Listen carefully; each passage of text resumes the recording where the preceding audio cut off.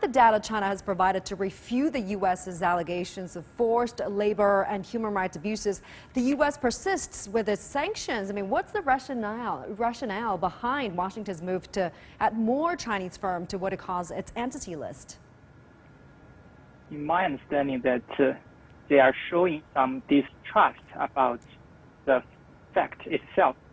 It is not only the distrust to Chinese government, but also to the enterprises and other governments, because the United States is setting the entity list to see that it is the standard. You should try to follow my standard.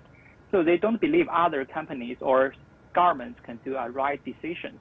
And second is that I believe that Biden administration is trying to use the entity list as a weapon to strengthen its competitive status.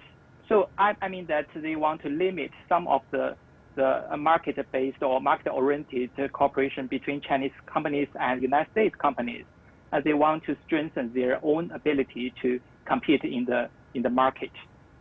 Now, Chinese Vice President Wang Qishan has called on China and the U.S. to expand interests and cooperate. I mean, it seems like Beijing has the will. But in practice, what is the will? What is the way forward for the future of bilateral ties and mutual development? And do you think that it will be reciprocated by Washington?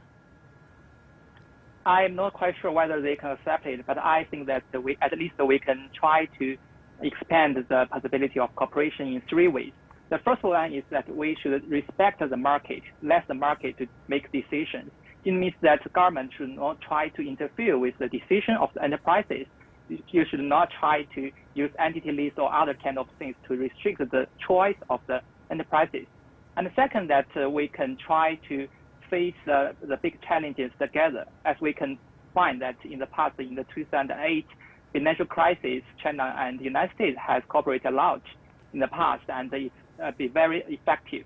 So how can we try to deal with the even more serious problems like the pandemic, like the serious threat on the internet? I think that both countries should try to cooperate more.